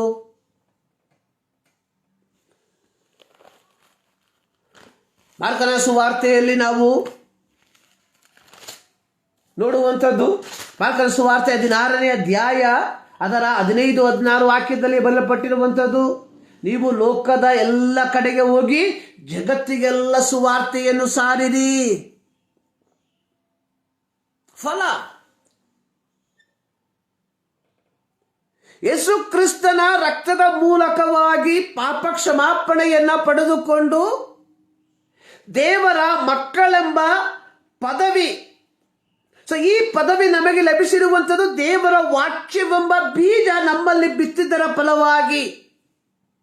ದೇವರ ವಾಕ್ಯವೆಂಬ ಬೀಜ ನಮ್ಮಲ್ಲಿ ಬಿತ್ತಿರುವಾಗ ಈ ದೇವರ ವಾಕ್ಯವೆಂಬ ಬೀಜ ನಮ್ಮ ಜೀವಿತವನ್ನು ಬದಲಾಯಿಸಿರುವಾಗ ನಾವು ಫಲ ಕೊಡಬೇಕಾಗಿರುವಂಥದ್ದು ಇತರರನ್ನ ಬದಲಾಯಿಸುವಂತಹ ದೇವರ ವಾಕ್ಯವೆಂಬ ಫಲಗಳನ್ನ, ಬದಲಾಗಿ ಬಿಡುಗಡೆಯ ಆಶೀರ್ವಾದದ ಫಲಗಳನ್ನಲ್ಲ. ನಮ್ಮ ಜೀವಿತ ಅಥವಾ ನಮ್ಮ ಪ್ರಸಂಗಗಳು ಅಥವಾ ನಾವು ಮಾಡುವಂತಹ ಕಾರ್ಯಗಳು, ನಮ್ಮ ಜೀವಿತ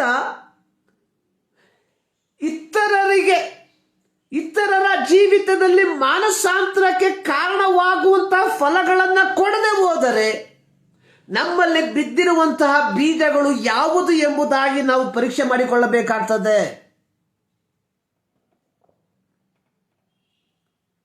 ಒಂದು ಮಾವಿನ ಬೀಜವನ್ನು ಬಿತ್ತಿದರೆ ಅದು ಕೊಡುವಂತಹ ಫಲ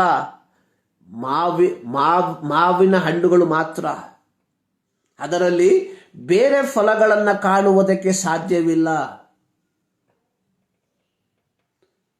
ಅಂದರೆ ಈ ಒಂದು ಫಲ ನಮ್ಮಲ್ಲಿ ಬರಬೇಕಾದರೆ ನಾವು ಯೇಸು ಕ್ರಿಸ್ತನೆಂಬ ದ್ರಾಕ್ಷೆ ಬಳ್ಳಿಯೊಂದಿಗೆ ನಾವು ಏನಾಗಿರಬೇಕು? ಅನ್ಯೋನ್ಯವಾಗಿರಬೇಕು. ಐಕ್ಯತೆ ಬಹಳ ಪ್ರಾಮುಖ್ಯ. ಪರಸ್ಪರ ಕುಟುಂಬದಲ್ಲಿ ಮಾತ್ರವಲ್ಲ, ಪರಸ್ಪರ ಸಭೆಯಲ್ಲಿ ಮಾತ್ರವಲ್ಲ, ಪರಸ್ಪರ ಸಹೋದರರ ಮಧ್ಯದಲ್ಲಿ ಮಾತ್ರವಲ್ಲ, ಪರಸ್ಪರ ಸ್ನೇಹಿತರ ಮಧ್ಯದಲ್ಲಿ ಮಾತ್ರವಲ್ಲ, ಸರ್ವಶಕ್ತನಾದ ದೇವರೊಂದಿಗೆ ನಮ್ಮ ಐಕ್ಯತೆ ಗಟ್ಟಿಯಾಗಿರಬೇಕು.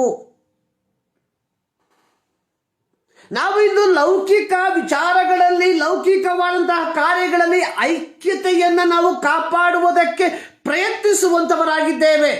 ಅದರಲ್ಲಿ ಯಾವ ಸಂಶಯವೂ ಇಲ್ಲ. ಆದರೆ ದೇವರೊಂದಿಗೆ ಒಂದು ಐಕ್ಯತೆಯಲ್ಲಿ ನಾವು ಜೀವಿಸುತ್ತಿದ್ದೇವಾ? ದೇವರ ಐಕ್ಯತೆಯೊಂದಿಗೆ ಜೀವಿಸಿ ದೇವರು ಉದ್ದೇಶಿಸಿರುವಂತಹ ಫಲಗಳನ್ನು ನಾವು ಕೊಡುವಂತವರಾಗಿದ್ದೇವಾ? ಇದು ಬಹಳ ಪ್ರಾಮುಖ್ಯವಾಗಿರುವಂತಹ ಒಂದು ವಿಚಾರ. 133ನೇ ಕೀರ್ತನೆ ಹೇಳುವಂಥದ್ದು, ಆಹಾ ಸಹೋದರರು ಒಂದಾಗಿರುವುದು ಎಷ್ಟೋ ಒಳ್ಳೆಯದು, ಎಷ್ಟೋ ರಮ್ಯವಾದದ್ದು ಎಂಬುದಾಗಿ. ಹೌದು ಪ್ರಿಯರೇ, ಆದರೆ ನಮ್ಮ ಆತ್ಮಿಕವಾದಂತಹ ಐಕ್ಯತೆ ಯಾವ ರೀತಿಯಾಗಿದೆ? ನಮಗೋಸ್ಕರವಾಗಿ ತನ್ನ ಪ್ರಾಣವನ್ನ ಕೊಟ್ಟು ನಮ್ಮನ್ನ ಪಾಪದ ದಾಸತ್ವದಿಂದ ಬಿಡುಗಡೆ ಮಾಡಿ ಪುತ್ರನೆಂಬ ಪದವಿಯನ್ನ ಕೊಟ್ಟಿರುವಂತಹ ದೇವರೊಂದಿಗೆ ನಮ್ಮ ಐಕ್ಯತೆ ಯಾವ ರೀತಿಯಾಗಿದೆ? ಇದನ್ನು ನಾವು ಪರೀಕ್ಷಿಸಿಕೊಳ್ಳುವಂತವರಾಗಿರಬೇಕು.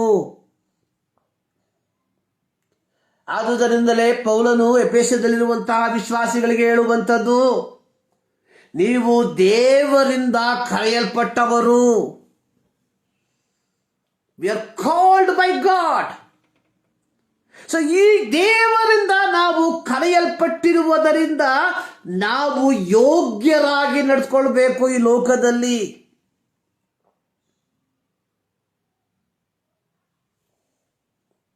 ಮೈ ಲೈಫ್ ಇಸ್ ಮೈ ಸ್ಟೈಲ್. ನನ್ನ ಜೀವಿತ ಅದು ನನ್ನದೇ ಎಂಬುದಾಗಿ ಅಲ್ಲ. ಕಾರಣ we are called by God. ನಾವು ದೇವರಿಂದ ಕರೆಯಲ್ಪಟ್ಟವರು. ದೇವರಿಂದ ಕರೆಯಲ್ಪಟ್ಟಿರುವವರ ಜೀವಿತದಲ್ಲಿ ಇರಬೇಕಾದ ಸ್ವಭಾವಗಳು. ಎಫೆಸ್ಯ 4:2, ನೀವು ಪೂರ್ಣ ವಿನಯ ಸಾತ್ವಿಕತ್ವಗಳಿಂದಲೂ ದೀರ್ಘ ಶಾಂತಿಯಿಂದಲೂ ಕೂಡಿದವರಾಗಿ ಪ್ರೀತಿಯಿಂದ ಒಬ್ಬರನ್ನೊಬ್ಬರು ಸಹಿಸಿಕೊಳ್ಳಿರಿ. ಸಮಾಧಾನವೆಂಬ ಬಂಧನದಿಂದ ಕಟ್ಟಲ್ಪಟ್ಟವರಾಗಿದ್ದು ಪವಿತ್ರಾತ್ಮನಿಂದಾಗುವ ಐಕ್ಯವನ್ನು ಕಾಪಾಡಿಕೊಳ್ಳುವುದಕ್ಕೆ ಆಸಕ್ತರಾಗಿರ್ರಿ. ನೀವೆಲ್ಲರೂ ಒಂದೇ ದೇಹಕ್ಕೆ ಸೇರಿದವರು ಒಂದೇ ಆತ್ಮವನ್ನು ಹೊಂದಿದವರು, ಒಂದೇ ಪದವಿಯನ್ನು ನಿರೀಕ್ಷಿಸುವುದಕ್ಕೆ ಕರೆಯಲ್ಪಟ್ಟವರು. ನಿಮ್ಮೆಲ್ಲರಿಗೂ ಕರ್ತನು ಒಬ್ಬನೇ, ಭರವಸವು ಒಂದೇ, ಸ್ನಾನ ದೀಕ್ಷೆ ಒಂದೇ, ಎಲ್ಲರಿಗೂ ತಂದೆಯಾಗಿರುವ ದೇವರು ಒಬ್ಬನೇ. ಆತನು ಎಲ್ಲರ ಮೇಲಿರುವವನು, ಎಲ್ಲರ ಮುಖಾಂತರ ಕಾರ್ಯ ನಡೆಸುವವನು, ಎಲ್ಲರಲ್ಲಿ ವಾಸಿಸುವವನು ಆಗಿದ್ದಾನೆ. ನೋಡಿ, ಐಕ್ಯತೆ ದೇವರೊಂದಿಗೆ. ಹಳೆಯ ಒಡಂಬಡಿಕೆಯಲ್ಲಿ ಯೆಹೋವನಾದ ದೇವರು ಇಸ್ರಾಯೇಲರನ್ನ ಒಂದುಗೂಡಿಸುವಂಥದ್ದನ್ನು ನಾವು ನೋಡ್ತೇವೆ. ಸುವಾರ್ತೆಯಲ್ಲಿ ವಿಶ್ವಾಸಿಗಳಾದಂಥ ನಾವುಗಳು ದೇವರೊಂದಿಗೆ ಯಾಕೆ ಐಕ್ಯವಾಗಿರಬೇಕು, ಆ ಐಕ್ಯತೆಯಿಂದ ಬರುವಂತಹ ಫಲಗಳು ಏನು, ಐಕ್ಯತೆ ಇಲ್ಲದೆ ಹೋದರೆ ಉಂಟಾಗುವಂತಹ ನಾಶನ ಏನು ಎಂಬುದಾಗಿ ಬರೆಯಲ್ಪಟ್ಟಿದೆ. ಇಲ್ಲಿ ಎಫೆಸ್ಯ ಪತ್ರಿಕೆಯಲ್ಲಿ ಪೌಲನು ಹೇಳುವಂಥದ್ದು, ನಾವು ಕ್ರಿಸ್ತನಿಂದ ಕರೆಯಲ್ಪಟ್ಟವರಾಗಿರುವುದರಿಂದ ಮತ್ತು ನಮ್ಮೆಲ್ಲರಿಗೂ ಒಂದೇ ದೇವರು ಇರುವುದರಿಂದ, ಒಂದೇ ಆತ್ಮವನ್ನು ಪಡೆದುಕೊಂಡಿರುವುದರಿಂದ, ಒಂದೇ ಪದವಿಯನ್ನು ನಿರೀಕ್ಷಿಸುವವರಾಗಿರುವುದರಿಂದ, ನಮ್ಮೆಲ್ಲರ ಭರವಸೆಯು ಒಂದೇ ಆಗಿರುವುದರಿಂದ ನಾವೇನು ಮಾಡಬೇಕು? ಪರಸ್ಪರ ಐಕ್ಯವುಳ್ಳವರಾಗಿರಬೇಕು. ಐಕ್ಯತೆ ನಮ್ಮಲ್ಲಿ ಉಂಟಾ? ಆ ಐಕ್ಯತೆಯಲ್ಲಿ ನಾವು ಜೀವಿಸುವಂತವರಾಗಿದ್ದೇವ.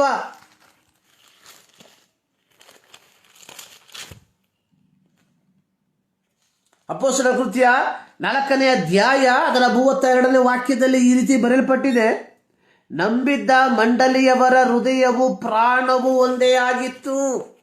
ಇದು ಆದಿಮ ಸಭೆಯ ಐಕ್ಯತೆಯ ಒಂದು ಸ್ಯಾಂಪಲ್.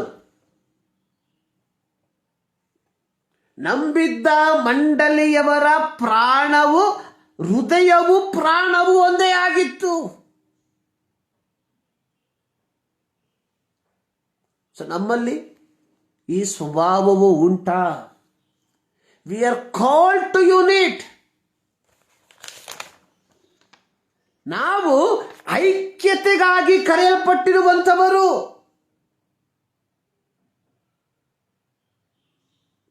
ಆ ಐಕ್ಯತೆ ನಮ್ಮಲ್ಲಿ ಉಂಟಾ? ಅಥವಾ ಯೆಹೆಜ್ಕೇಲನ ಪ್ರವಾದನ ಗ್ರಂಥದಲ್ಲಿ ನಾವು ನೋಡುವ ಪ್ರಕಾರವಾಗಿ ತೀರಾ ಒಣಗಿ, ಯಾವ ಸಂಬಂಧವಿಲ್ಲದೆ, ಪರಸ್ಪರ ಸಂಬಂಧವಿಲ್ಲದೆ ಬಿದ್ದಿರುವ ಎಲುಬಿನ ರೀತಿಯಲ್ಲಿ ನಾವು ಆಗಿದ್ದೇವಾ?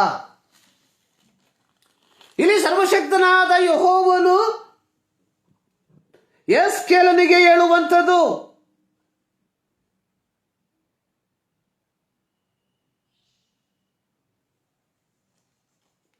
ಒಣಗಿದ ಎಲುಬುಗಳೇ, ಯೆಹೋವನ ವಾಕ್ಯವನ್ನು ಕೇಳಿರಿ. ಕರ್ತನಾದ ಯೆಹೋವನು ನಿಮಗೆ ಹೇಳುತ್ತೇನೆ, ಇಗೋ ನಾನು ನಿಮ್ಮೊಳಗೆ ಶ್ವಾಸವನ್ನು ಊಗಿಸುವೆನು, ನೀವು ಬದುಕುವಿರಿ.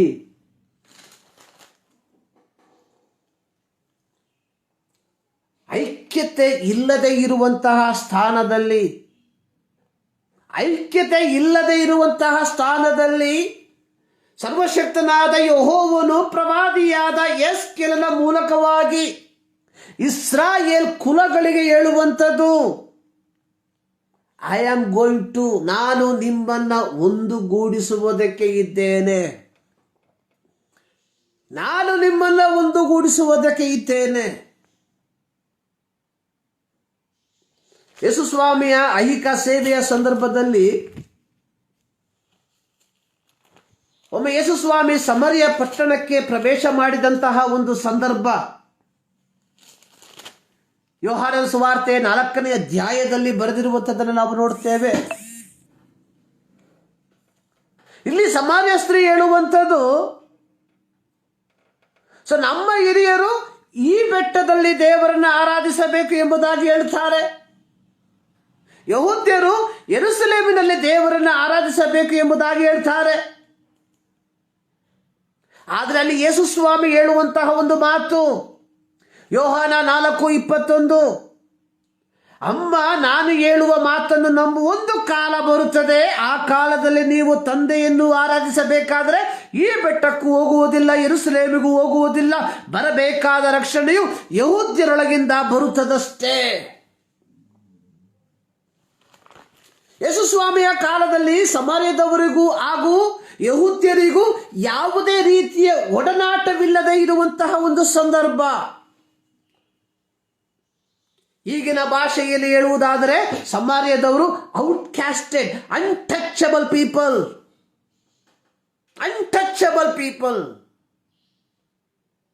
ಆದರೆ ಯೇಸು ಸ್ವಾಮಿ ಯಹೂದ್ಯರಿಗೆ ನಿಷಿದ್ಧವಾದ ಸ್ಥಳದಲ್ಲಿ ಆತನು ಪ್ರವೇಶಿಸಿ ಅಲ್ಲಿರುವಂತಹ ಒಂದು ಸಮಾಜ ಸ್ತ್ರೀಗೆ ಹೇಳುವಂತಹ ಒಂದು ಮಾತು, ಒಂದು ಕಾಲ ಬರ್ತದೆ, ನಾವು ಈಗ ನೀವು ಅನ್ಟಚಬಲ್ ಆಗಿರಬಹುದು, ಆದರೆ ಒಂದು ಕಾಲ ಬರ್ತದೆ ಆಗ ನೀವು ಆ ಬೆಟ್ಟಕ್ಕೂ ಹೋಗಿ ದೇವರನ್ನು ಆರಾಧಿಸುವಂಥದ್ದು ಬೇಡ, ಯೆರೂಸಲೇಮಿಗೆ ಹೋಗಿ ದೇವರನ್ನು ಆರಾಧಿಸುವಂಥದ್ದು ಬೇಡ. ಆತನನ್ನು ಆರಾಧಿಸುವಂಥವರು ಸತ್ಯಭಾವದಿಂದ ದೇವಾರಾಧನೆ ಮಾಡುವಂತಹ ಒಂದು ಕಾಲ ಬರ್ತದೆ. ಆತ್ಮಿಕ ರೀತಿಯಲ್ಲಿ ಸತ್ಯಕ್ಕೆ ತಕ್ಕ ಹಾಗೆ ಆತನನ್ನು ಆರಾಧಿಸುವ ಒಂದು ಕಾಲ ಬರ್ತದೆ. ಒಂದು ಐಕ್ಯತೆ, ಚದರಿ ಹೋಗಿರುವಂಥದ್ದನ್ನ ಐಕ್ಯಗೊಳಿಸುವಂಥದ್ದು. ಪ್ರಿಯರೇ, ಒಮ್ಮೆ ಪರೀಕ್ಷಿಸಿ ನೋಡಿ. ವಿ ಆರ್ ಲಿವಿಂಗ್ ಟುಗೆದರ್, ಆದರೆ ಪರಸ್ಪರ ಹೊಂದಾಣಿಕೆ ಇಲ್ಲದೆ ಇರುವಂತಹ ಒಂದು ಮನೋಭಾವದಲ್ಲಿ ನಾವು ಜೀವಿಸ್ತಾ ಇದ್ದೇವೆ. ಒಂದೇ ಮನೆಯಲ್ಲಿ ವಾಸಿಸುವಂಥವರು ನಾವು, ಆದರೆ ನಮ್ಮ ಮನಸ್ಸು ಬಲು ದೂರದಲ್ಲಿ.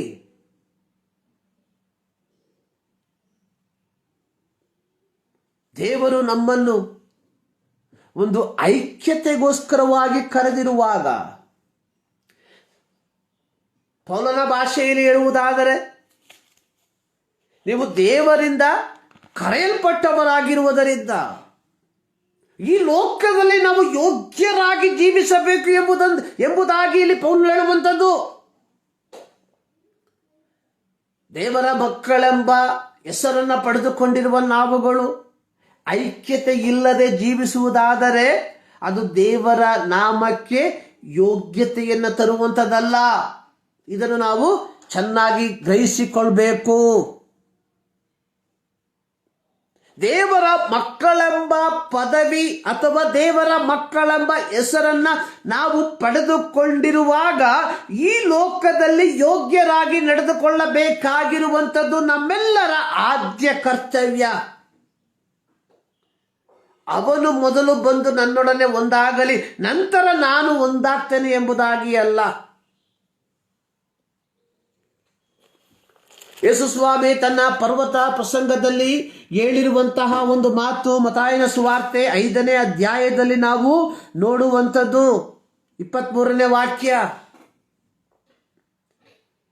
ಆದ ಕಾರಣ ನೀನು ನಿನ್ನ ಕಾಣಿಕೆಯನ್ನು ಯಜ್ಞವೇದಿಯ ಹತ್ತಿರಕ್ಕೆ ತಂದಾಗ ನಿನ್ನ ಸಹೋದರನ ಮನಸ್ಸಿನಲ್ಲಿ ನಿನ್ನ ಮೇಲೆ ಏನೋ ವಿರೋಧವದೆ ಎಂಬುದು ನಿನ್ನ ನೆನಪಿಗೆ ಬಂದರೆ, ಅಂದರೆ ನನಗೆ ನನ್ನ ಸಹೋದರನ ಮೇಲೆ ಅಲ್ಲ, ನನ್ನ ಸಹೋದರನಿಗೆ ನನ್ನ ಮೇಲೆ ಏನು ವಿರೋಧವದೆ ಎಂಬುವಂಥದ್ದು ನನಗೆ ಗೊತ್ತಾದಾಗ ದೇವರನ್ನ ಆರಾಧಿಸುವುದಕ್ಕೆ ಆಲಯಕ್ಕೆ ಬಂದಿರುವ ನಾನು ನನ್ನ ಕಾಣಿಕೆಯನ್ನ ಯಜ್ಞವೇದಿಯ ಬಳಿಯಲ್ಲಿ ಬಿಟ್ಟು ಮನೆಗೆ ಹೋಗಿ ನನ್ನ ಸಹೋದರನ ಸಂಗಡ ಒಂದಾಗಿ ತದನಂತರವಾಗಿ ಬಂದು ಕಾಣಿಕೆಯನ್ನು ಸಮರ್ಪಿಸು ಎಂಬುವಂಥದ್ದಾಗಿದೆ ಯೇಸು ಸ್ವಾಮಿಯ ಉಪದೇಶ. ಅಂದ್ರೆ ಹೊಂದಾಣಿಕೆ ಇಲ್ಲದ, ಐಕ್ಯತೆ ಇಲ್ಲದ ಆರಾಧನೆಯನ್ನ ದೇವರು ಅಂಗೀಕರಿಸುವುದಿಲ್ಲ.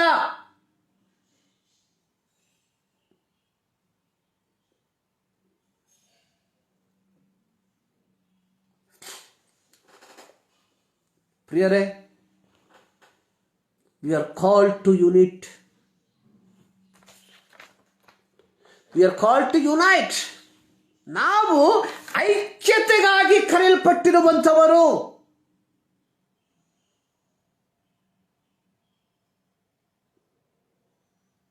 ಆದುದರಿಂದಲೇ ಯೇಸು ಸ್ವಾಮಿ ಯೋಹಾನನ ಸುವಾರ್ತೆ 15ನೇ ಅಧ್ಯಾಯದಲ್ಲಿ ಬಹಳ ಸ್ಪಷ್ಟವಾಗಿ ಹೇಳಿರುವಂಥದ್ದು, ನಾನು ದ್ರಾಕ್ಷ ಬಳ್ಳಿ, ನೀವು ಕೊಂಬೆಗಳು, ನೀವು ನನ್ನನ್ನು ಬಿಟ್ಟು ಏನು ಮಾಡಲಾರಿರಿ. ನಾವು ಆಡ್ತೇವೆ, ನಿನ್ನ ಬಿಟ್ಟು ನಾ ಬಾಳಲಾರೆ, ನಿಮ್ದಾಗ ಆಡ್ತೇವೆ ನಾವು. We will Singh. ನಿನ್ನ ಬಿಟ್ಟು ನಾ ಎಲ್ಲಿಗೆ ಹೋಗಲಿ? ಎಲ್ಲಿಗೂ ಹೋಗಕ್ಕಾಗಲ್ಲ ಸ್ವಾಮಿ, ಇಲ್ಲೇ ಇರ್ಬೇಕು ನಾವು. ಇಲ್ಲಿ ಯೇಸು ಸ್ವಾಮಿ ಹೇಳುವಂಥದ್ದು, ನೀವು ನನ್ನನ್ನ ಬಿಟ್ಟು ಏನು ಮಾಡಲಾರಿರಿ. ನಮ್ಮ ಜೀವಿತ ಫಲಪ್ರದವಾಗಿ ಮಾರ್ಪಡಬೇಕಾದರೆ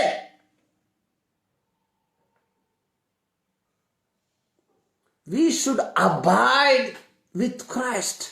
ನಾವು ಯೇಸು ಕ್ರಿಸ್ತನೊಂದಿಗೆ ಒಂದು ನಿರಂತರವಾದ ಸಂಬಂಧವನ್ನು ಬೆಳೆಸುವಂತವರಾಗಿರಬೇಕು.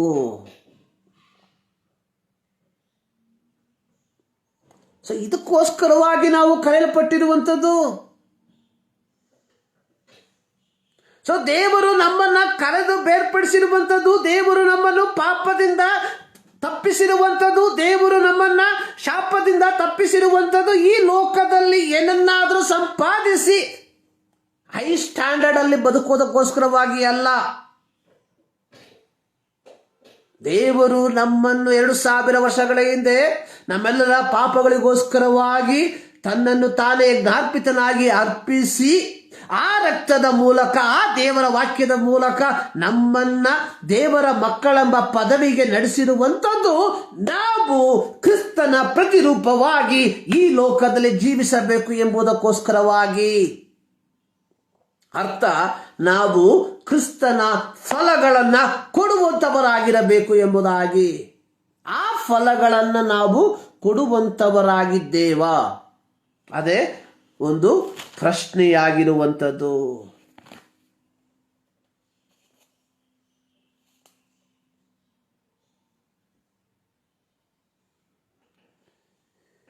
ಇಲ್ಲಿ ನಾವು ನೋಡುವಂತಹ ಒಂದು ಕಾರ್ಯ, if we are not abide, what will happen? ನಾವು ಆ ದೇವರೊಂದಿಗೆ, ಕ್ರಿಸ್ತ ಬಳ್ಳಿಯೊಂದಿಗೆ ಅಬೈಡ್ ಆಗದೆ ಹೋದ್ರೆ ಏನಾಗ್ತತೆ? 6ನೇ ವಾಕ್ಯದಲ್ಲಿ, ಯಾವನು ನನ್ನಲ್ಲಿ ನೆಲೆಗೊಂಡಿರುವುದಿಲ್ಲವೋ ಅವನು ಆ ಕೊಂಬೆಯಂತೆ ಹೊರಗೆ ಬಿಸಾಡಲ್ಪಟ್ಟು ಒಣಗಿ ಹೋಗುವನು. ಅಂತ ಕೊಂಬೆಗಳನ್ನು ಕೂಡಿಸಿ ಬೆಂಕಿಯಲ್ಲಿ ಹಾಕುತ್ತಾರೆ, ಅವು ಸುಟ್ಟು ಹೋಗುತ್ತದೆ.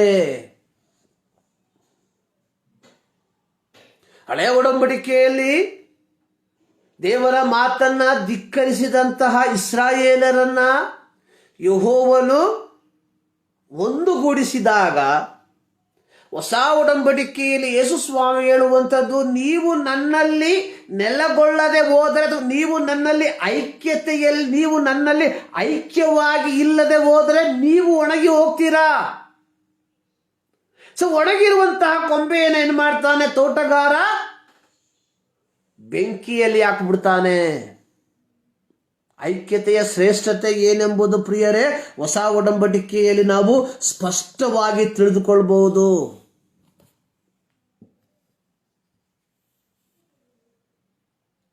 ಸಮಾಧಾನಕ್ಕೋಸ್ಕರವಾಗಿ ಪ್ರಯತ್ನಿಸಿರಿ ಎಂಬುದಾಗಿ ದೇವರ ವಾಕ್ಯದಲ್ಲಿ ಬರೆಯಲ್ಪಟ್ಟಿದೆ. ನಮ್ಮ ಗುರಿ ಅನ್ನುವಂಥದ್ದು ಐಕ್ಯತೆಯಲ್ಲಿ ಜೀವಿಸುವುದಕ್ಕೆ ಪ್ರಯತ್ನಿಸುವಂಥದ್ದು. ದೇವರೊಂದಿಗೆ ಐಕ್ಯತೆಯಲ್ಲಿ ನಾವು, ಪರಸ್ಪರ ಐಕ್ಯತೆಯೊಂದಿಗೆ ನಾವು ಜೀವಿಸುವುದಕ್ಕೆ ನಾವು ಪ್ರಯತ್ನಿಸಬೇಕು. ಇದಕ್ಕೋಸ್ಕರವಾಗಿ ನಾವು ಕರೆಯಲ್ಪಟ್ಟಿದ್ದೇವೆ.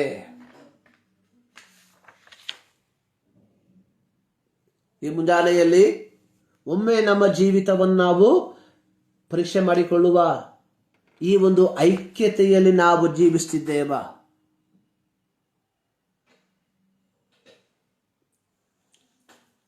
ದೇವರ ವಾಕ್ಯದಲ್ಲಿ ನಾವು ನೋಡುವಂಥದ್ದು, ಯೇಸು ಸ್ವಾಮಿ ಹೇಳಿರುವಂತಹ ಒಂದು ಮಾತು, ಭೂಲೋಕದಲ್ಲಿ ಇಬ್ಬರು ಏಕ ಮನಸ್ಸುಳ್ಳವರಾಗಿ ಏನನ್ನಾದರೂ ಬೇಡಿಕೊಳ್ಳುವುದಾದರೆ, ಏನನ್ನಾದರೂ ಅಂದ್ರೆ ಯೇಸು ಕ್ರಿಸ್ತನಲ್ಲಿರುವಂತಹ ವ್ಯಕ್ತಿ ಏನನ್ನ ಬೇಡಿಕೊಳ್ಬೇಕು ಎಂಬುದಾಗಿ ಪವಿತ್ರಾತ್ಮನು ತಾನೇ ಅವರಿಗೆ ಆಲೋಚನೆಯನ್ನು ಕೊಡುವಂತವನಾಗಿರ್ತಾನೆ. ಆ ಏನನ್ನಾದರೂ ಎಂಬ ಪದವನ್ನ ಬಹಳ ಕೆಟ್ಟದಾಗಿ ವ್ಯಾಖ್ಯಾನಿಸುವಂತಹ ಕಾಲದಲ್ಲಿ ನಾವು ಜೀವಿಸ್ತಾ ಇದ್ದೇವೆ. ಮಿಸ್ಇಂಟರ್ಪ್ರಿಟಿಂಗ್ ದ ವರ್ಡ್ ಆಫ್ ಗಾಡ್, ದೇವರ ವಾಕ್ಯವನ್ನ ತಮ್ಮಿಷ್ಟಕ್ಕೆ ಬಂದ ಹಾಗೆ ವ್ಯಾಖ್ಯಾನಿಸುವಂತಹ ಕಾಲದಲ್ಲಿ. ಸೊ ಇಲ್ಲಿ ಐಕ್ಯತೆ, ಇಬ್ಬರು ವ್ಯಕ್ತಿಗಳು ಭೂಲೋಕದಲ್ಲಿ ಏಕ ಮನಸ್ಸುಳ್ಳವರಾಗಿ ಏನನ್ನಾದರೂ ಬೇಡಿಕೊಳ್ಳುವುದಾದರೆ ಅದು ನಿಮಗೆ ಲಭಿಸ್ತದೆ ಎಂಬುದಾಗಿ ಹೇಳಿರುವಾಗ ಅಲ್ಲಿ ಐಕ್ಯತೆಯ ಶ್ರೇಷ್ಠತೆ ಏನೆಂಬುದಾಗಿ ನಾವು ಅರ್ಥ ಮಾಡಿಕೊಳ್ಬೇಕು.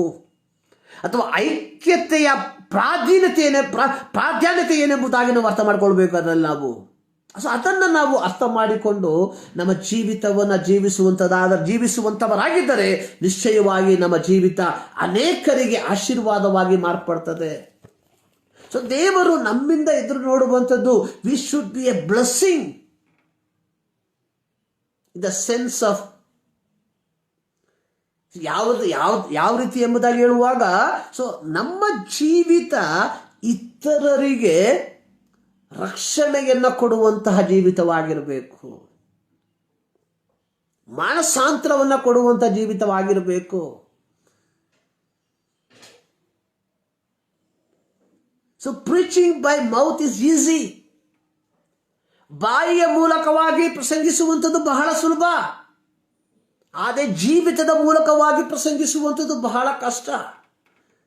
So being A fruitful means our life should be an example to others. So ನಮ್ಮ ಜೀವಿತ ಇತರರಿಗೆ ಒಂದು ಮಾದರಿಯಾಗಿರಬೇಕು. ಅದೇ ದ ಬಿ ಫ್ರೂಟ್ಫುಲ್ ಅನ್ನುವಂಥದ್ದು. ಆ ಒಂದು ಫಲಭರಿತವಾದಂತಹ ಜೀವಿತ ಲಭಿಸುವಂಥದ್ದು when we are abide with Christ. ಕ್ರಿಸ್ತನೊಂದಿಗೆ ನಾವು ಅನ್ಯೋನ್ಯತೆಯಲ್ಲಿ ಜೀವಿಸುವಾಗ our life will be a fruitful. ಈ ಮುಂಜಾನೆಯಲ್ಲಿ ನಮ್ಮ ಜೀವಿತ ಇದಕ್ಕೋಸ್ಕರವಾಗಿ ನಾವು ಪ್ರತ್ಯೇಕಿಸಿ ಬೇರ್ಪಡಿಸಿ ಪರಸ್ಪರ ಐಕ್ಯತೆಯಲ್ಲಿ ಜೀವಿಸುವುದಕ್ಕೆ ನಾವು ಪ್ರಯತ್ನಿಸುವ ಸರ್ವಶಕ್ತನಾದ ದೇವರು ಈ ಮಾತುಗಳ ಮೂಲಕವಾಗಿ ನಿಮ್ಮನ್ನ ಆಶೀರ್ವದಿಸಲಿ. ಪ್ರಾರ್ಥನೆ ಮಾಡುವ. ಸರ್ವಶಕ್ತನಾದ ದೇವರೇ, ಮತ್ತು ದಾವರ್ತಿ ನಿಮ್ಮ ಸನ್ನಿಧಾನಕ್ಕೆ ನಾವು ಸೇರಿ ಬರ್ತಾ ಇದ್ದೇವೆ. ಹೌದು ಕರ್ತನೇ, ಐಕ್ಯತೆಯ ಶ್ರೇಷ್ಠತೆ ಏನೆಂಬುದಾಗಿ ನಿಮ್ಮ ವಾಕ್ಯದ ಮೂಲಕ ನಮಗೆ ತಿಳಿಯಪಡಿಸಿದ್ದಕ್ಕಾಗಿ ನಿಮಗೆ ಸ್ತೋತ್ರ. ಹೌದು ಕರ್ತನೆ, ಕೊಂಬೆಯು ಬಳ್ಳಿಯೊಂದಿಗೆ ನೆಲೆಗೊಳ್ಳದೆ ಹೋದರೆ ತನ್ನಷ್ಟಕ್ಕೆ ತಾನೇ ಫಲ ಕೊಡಲಾರದು ಎಂಬುದಾಗಿ ನಿನ್ನ ವಾಕ್ಯದಲ್ಲಿ ನೋಡುತ್ತೇವೆ. ನಮ್ಮ ಕ್ರೈಸ್ತ ಜೀವಿತ ಒಂದು ಫಲಭರಿತವಾದಂಥ ಜೀವಿತವಾಗಿ ಮಾರ್ಪಡಬೇಕಾದರೆ ನಿಮ್ಮೊಂದಿಗೆ ಒಂದು ನಿರಂತರವಾದ ಸಂಬಂಧದಲ್ಲಿ ನಾವು ನಮ್ಮ ಜೀವಿತವನ್ನು ಮುಂದಕ್ಕೆ ತೆಗೆದುಕೊಂಡು ಹೋಗುವಂತೆ ಕೃಪೆ ಮಾಡು. ಈ ಮುಂಜಾನೆಯಲ್ಲಿ ಮತ್ತು ದಾವರ್ತಿ ನಮ್ಮನ್ನು ಸಂಪೂರ್ಣವಾಗಿ ನಿಮ್ಮ ಕರಗಳಿಗೆ ಒಪ್ಪಿಸಿಕೊಡ್ತಾ ಇದ್ದೇವೆ. ನಿಮ್ಮ ವಾಕ್ಯವನ್ನು ಕೇಳಿರುವಂತಹ ಪ್ರತಿಯೊಬ್ಬರಿಗಾಗಿ ಸ್ತೋತ್ರ. ಪ್ರತ್ಯೇಕವಾಗಿ ಮುಂಜಾನೆಯಲ್ಲಿ ಕರ್ತನೆ ನಡೆಯುತ್ತಿರುವಂತಹ ಆರಾಧನೆಗಾಗಿ, ನಡೆಯಲಿರುವಂತಹ ಆರಾಧನೆಗಾಗಿ ನಾವು ಪ್ರಾರ್ಥಿಸ್ತಾ ಇದ್ದೇವೆ. ಪ್ರತಿಯೊಂದು ಆರಾಧನೆಗಳು ದೇವರ ನಾಮದ ಮಹಿಮೆಗೆ ಕಾರಣವಾಗಿ ಮಾರ್ಪಡುವಂತೆ ಕೃಪೆ ಮಾಡು. ಪ್ರಾರ್ಥನೆಗಳಿಗಾಗಿ ಸ್ತೋತ್ರ. ಯೇಸು ಕ್ರಿಸ್ತನ ಬುದ್ಧ ನಾಮದಲ್ಲಿ ಬೇಡುತ್ತೇವೆ ನಮ್ಮ ಪ್ರೀತಿಯ ತಂದೆಯೇ. ನಮ್ಮ ಕರ್ತನಾದ ಯೇಸು ಕ್ರಿಸ್ತನ ಕೃಪೆ, ತಂದೆಯಾದ ದೇವರ ಪ್ರೀತಿ, ಪವಿತ್ರಾತ್ಮನ ಅನ್ಯೋನ್ಯತೆ ನಮ್ಮೆಲ್ಲರ ಸಂಗಡ ಇಂದಿನಿಂದ ಸದಾ ಕಾಲವು ನೆಲೆಯಾಗಿರಲಿ. ಆಮೇನ್. ಸರ್ವಶಕ್ತನಾದ ದೇವರು ನಿಮ್ಮೆಲ್ಲರನ್ನ ಧಾರಾಳವಾಗಿ ಆಶೀರ್ವದಿಸಲಿ.